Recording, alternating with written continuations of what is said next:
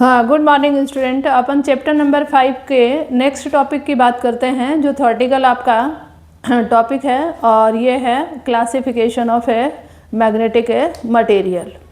तो ये एक्चुअल में किसने क्लासीफाई किया था? ये किया था फैराडे ने, ठीक है, क्योंकि फैराडे ने मैग्नेटिज्म से रिलेटेड बहुत सारा काम किया है।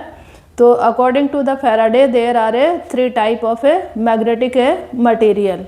तो फर्स्ट अपन ने लिया है डाई मैग्नेटिक मटेरियल या substance, para and ferromagnetic material. तो इनकी एक थ्योरी क्वेश्चन आपका केस बेस बन सकता है सीबीएसई एग्जाम में भी, राजस्थान बोर्ड में भी, और इसके अलावा इसमें बहुत ही डीपली क्वेश्चन बनता है कि इसमें जेई में और आपका नीट में, ठीक है। तो इनके सारे स्टेटमेंट को बहुत ही केयरफुली आप सुनेंगे और समझेंगे। तो अपन इसके 1 बाय 1 अपन स्टडी करेंगे। तो फर्स्ट अपन डिस्कस कर रहे हैं for the diamagnetic substance.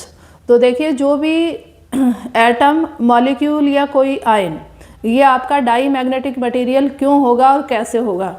तो एटम की यदि अपन बात करें तो एटम में देखिए ऑर्बिट के अंदर होते हैं इलेक्ट्रॉन, और यदि अपन ऑर्बिट की बात करें तो KLMN ऑर्बिट जो अपने होते हैं उनमें पाउली एक्सक्लूजन के अकॉर्डिंग इलेक्ट्रॉनों का कॉन्फ़िगरेशन होता है। तो यदि अपने SPDF जो सब ऑर्बिट हैं उनमें इलेक्ट्रॉन पूरी तरह से फुलफिल है, कोई भी एक भी इलेक्ट्रॉन विदाउट पेयर नहीं है, तो वो जो मटेरियल होगा वो आपका होगा डाई मैग्नेटिक मटेरियल, ठीक है। क्यों? क्योंकि इलेक्ट्रॉन रिवॉल्व करता है अराउंड द न्यूक्लियस, तो इलेक्ट्रॉन अपने पास में करंट कैरिंग लूप की तरह बिहेव करता है, तो उसका खुद का एक मैग्नेटिक मोमेंट बनता है। और एक सब ऑर्बिट में जैसे S की अपन बात करें तो इसमें 2 इलेक्ट्रॉन रिवॉल्व करते हैं, लेकिन दोनों इलेक्ट्रॉनों की जो डायरेक्शन होती है वो होती है अपोजिट डायरेक्शन। एक क्लॉकवाइज करेगा तो दूसरा रोटेट करेगा एंटी क्लॉकवाइज। तो जो मैग्नेटिक मोमेंट बनेगा ड्यू टू द इलेक्ट्रॉन, उनके डायरेक्शन अपोजिट होने की वजह से नेट मैग्नेटिक मोमेंट क्या बन जाएगा? 0। तो यदि कोई भी लॉन पेयर इलेक्ट्रॉन नहीं है तब तो वो डाई मैग्नेटिक मटेरियल की तरह बिहेव करेगा, और यदि एक विदाउट पेयर का इलेक्ट्रॉन है तो वो पैरा और फेरो मैग्नेटिक मटेरियल की तरह बिहेव करेगा, ठीक है। तो ये मेरे ख्याल से क्लियर हो गया आपको होगा कि ये जो कैटेगरी है वो किसकी वजह से है। तो ये magnetic moment of atom, ion या मॉलिक्यूल की वजह से है, ठीक है।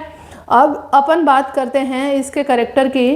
तो फर्स्ट देखिए, डाई मैग्नेटिक मटेरियल की डेफिनेशन मैंने लिखी है कि डाई मैग्नेटिक सबस्टेंस जो है वो मटेरियल हैं जो अपना मैग्नेटिक मोमेंट जो है नहीं रखते, यानी उनका नेट मैग्नेटिक मोमेंट क्या होगा?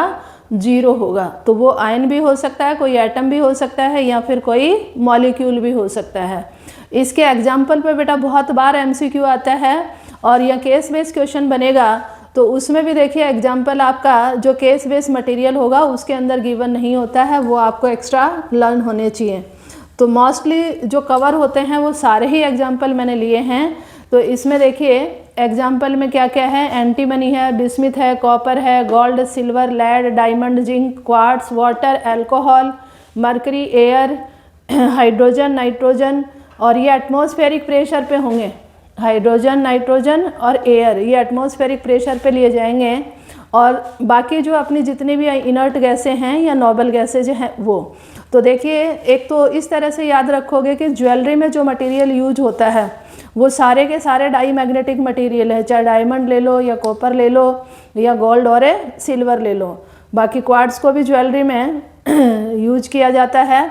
तो ये आपके हैं सारे डाई मैग्नेटिक मटेरियल।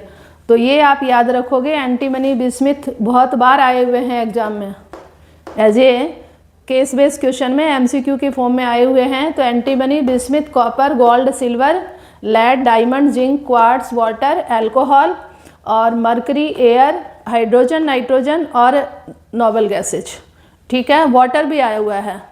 तो ये MCQ क्वेश्चन इस पे बनता है।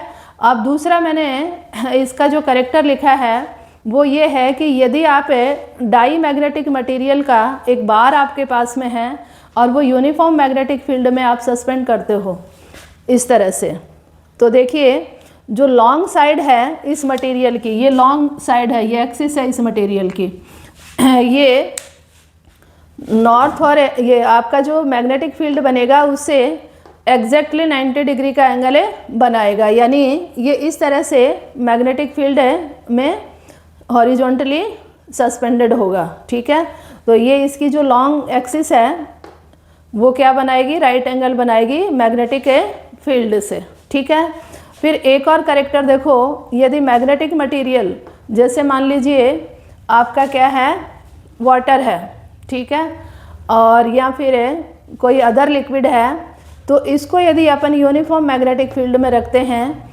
तो ये इन नॉर्थ और साउथ पोल से दूर जाने की कोशिश करेगा, क्योंकि डाई मैग्नेटिक मटेरियल जो है वो strong to lower magnetic field की तरफ मूव करेंगे, तो ये जाएगा अपोजिट डायरेक्शन मैग्नेटिक फील्ड से। ठीक है, और दूसरा आप देखिए, यदि आपने डाई मैग्नेटिक मटेरियल का कोई लिक्विड लिया है और ये मैंने इसमें यू ट्यूब में लिया है, तो जिस यू ट्यूब में मान लो एक साइड आपने मैग्नेटिक फील्ड में रखी है, नॉर्थ और साउथ पोल मैंने दिखा रखे हैं, तो यहाँ इसका डिप्रेशन होगा और ये वाली जो हाइट है लिक्विड की ये कम होगी और जो मैग्नेटिक फील्ड से दूर है वो हाइट ज़्यादा होगी, तो ये डिप्रेस्ड हो जाएगा due to the magnetic field. अब दूसरा देखिए, ये बहुत बार एग्जाम्पल आया हुआ है और बहुत बार डायग्राम से रिलेटेड क्वेश्चन आया हुआ है।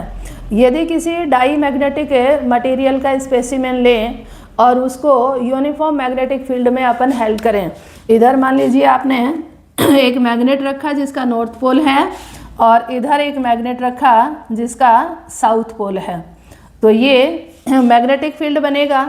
तो ये जो मैग्नेटिक फील्ड है ये रिपेल होगा due to the diamagnetic material. तो कोई भी मैग्नेटिक फील्ड लाइन जो है इस डाई मैग्नेटिक स्पेसिमेन को क्रॉस नहीं करेंगे और हम ये कहें कि इसको टच भी नहीं करेंगे। दूसरा अपन लें कि रिलेटिव परमिएबिलिटी ये होती है स्मॉल देन 1, और यदि ससेप्टिबिलिटी की बात करें मैग्नेटिक मटेरियल की तो ये होती है स्मॉल देन 0, यानी नेगेटिव में होगी। और दूसरा एक और क्वेश्चन इस पे बनता है कि इसमें जो ससेप्टिबिलिटी है वो does not depend on a temperature, तो ये टेम्परेचर से रिलेटेड भी क्वेश्चन कई बार बनता है, क्योंकि डाई मैग्नेटिक मटेरियल को यदि आप टेम्परेचर को कम करोगे, ठीक है, कूल करेंगे और टेम्परेचर माइनस में बहुत ज़्यादा होगा तो वो डाई मैग्नेटिक मटेरियल बिहेव करता है सुपर कंडक्टर की तरह। तो ये अपन सुपर कंडक्टिविटी में डिस्कस करेंगे। ये सारे कैरेक्टर ये आपको याद होना चाहिए। ये भी पूछा जाता है, permeability, relative permeability small than 1 होगी और ससेप्टिबिलिटी जो है वो स्मॉल देन 0 होगी। ठीक है, हैव ए नाइस डे बेटा।